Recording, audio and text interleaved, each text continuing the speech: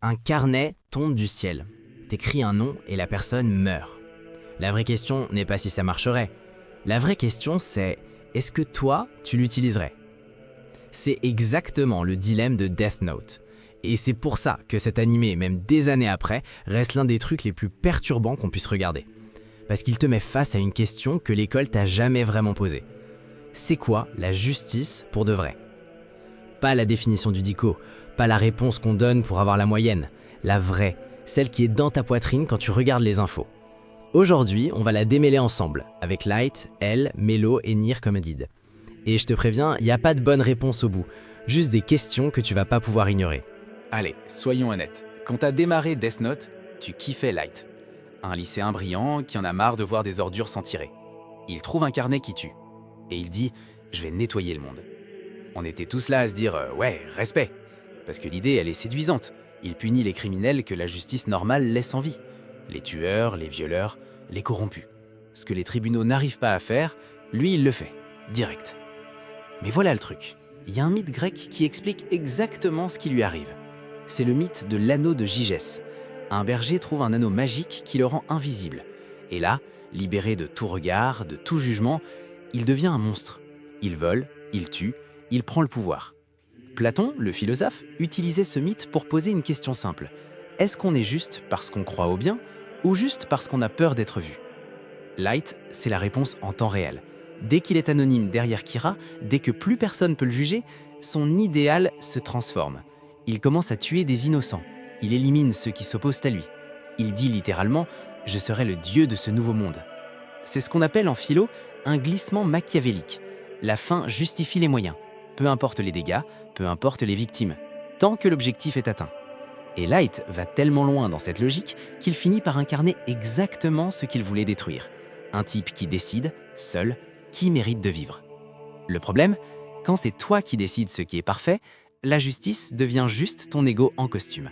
Et elle, c'est l'opposé exact. Et c'est pour ça qu'ils sont irréconciliables. Pour elle, Kira est un criminel. Point. Peu importe que ses victimes soient des ordures, tuer son procès, sans preuve, sans droit de réponse, c'est un crime en soi. La justice, ça passe par la loi, par les institutions, par la vérité prouvée, pas juste ressentie. Et là, tu vas peut-être te dire « Ok, mais les institutions, elles sont cassées, la justice, elle marche pas vraiment. » Et t'as pas tort. Elle le sait aussi, il est pas naïf. Il utilise des ruses, il manipule, il joue un jeu d'échecs constant avec Light. Il est loin d'être parfaitement propre. Mais ce qu'il sépare de Light, c'est fondamental. Elle ne se prend pas pour un dieu, il ne décide pas qui mérite de mourir. Son rôle, c'est de trouver la vérité et de la remettre entre les mains de la loi, même imparfaite. C'est la justice procédurale, l'idée que la façon dont on rend justice compte autant que le résultat. Parce que si on laisse n'importe qui devenir juge, bourreau et jury en même temps, on n'a plus une justice, on a une tyrannie avec un beau discours. Elle meurt sans avoir attrapé Light, mais il meurt en sachant qu'il avait raison. Pour lui, c'est une victoire.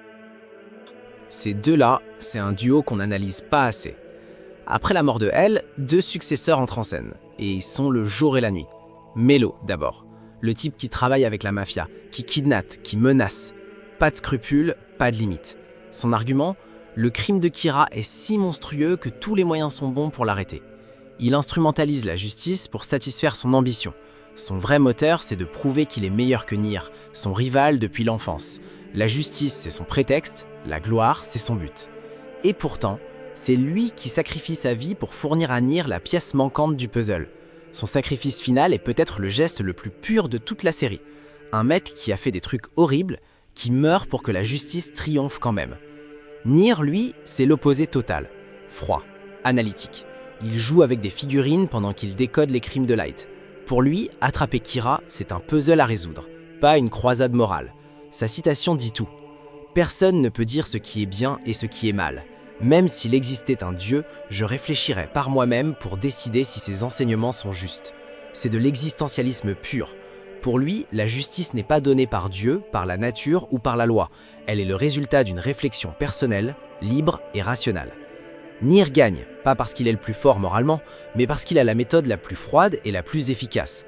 Et c'est justement ça qui met mal à l'aise. Tu connais sûrement cette image, la femme aux yeux bandés qui tient une balance, la déesse de la justice. Le bandeau symbolise l'impartialité. Elle ne voit pas qui est devant elle. Riche, pauvre, beau, moche, connu, inconnu. Elle pèse les faits, rien que les faits. Maintenant, regarde chacun de nos personnages face à ce bandeau. Light, il l'arrache. Il veut voir, il veut choisir. Pour lui, la justice ne peut pas être aveugle, parce qu'une vision supérieure doit guider le monde. Sauf que cette vision supérieure, c'est juste la sienne, et il finit aveuglé par sa propre illusion de toute puissance. Elle, il respecte le bandeau, il essaye de l'honorer. Mais pour coincer Kira, il doit parfois le soulever, naviguer dans les zones grises. Il reste le personnage le plus proche de l'idéal, et pourtant il perd. Philosophiquement, ça fait mal. Melo, il s'en fout, il piétine le bandeau. La justice est pour lui un outil, pas un idéal. Mais son sacrifice finit par servir quelque chose de vrai. Nier, il le regarde avec curiosité. Il ne prétend pas l'incarner. Il observe, il calcule, il conclut. Son rapport au bandeau est le plus honnête, parce qu'il sait qu'il ne peut pas être totalement impartial. Personne ne peut. Et c'est là que Death Note te retourne le cerveau. Parce que l'œuvre ne te dit jamais laquelle de ces 4 visions est la bonne. Elle te montre juste comment elles s'affrontent, comment la plus idéaliste devient la plus dangereuse, comment la plus froide remporte la partie, comment le chaos peut servir la vérité et comment la rigueur peut mourir sans victoire. Alors, la justice, c'est quoi du coup? Une règle? Un idéal? Un puzzle? Une ambition? Death Note ne répond pas. Et je pense que c'est exactement pour ça qu'on en parle encore aujourd'hui. Parce que la vraie question, elle te regarde toi, directement. Quand t'étais face à Light au début de la série, ce petit frisson que t'as ressenti, c'était quoi? De l'admiration pour sa vision? Du soulagement de voir des criminels punis? Ou juste l'excitation d'un pouvoir sans conséquence?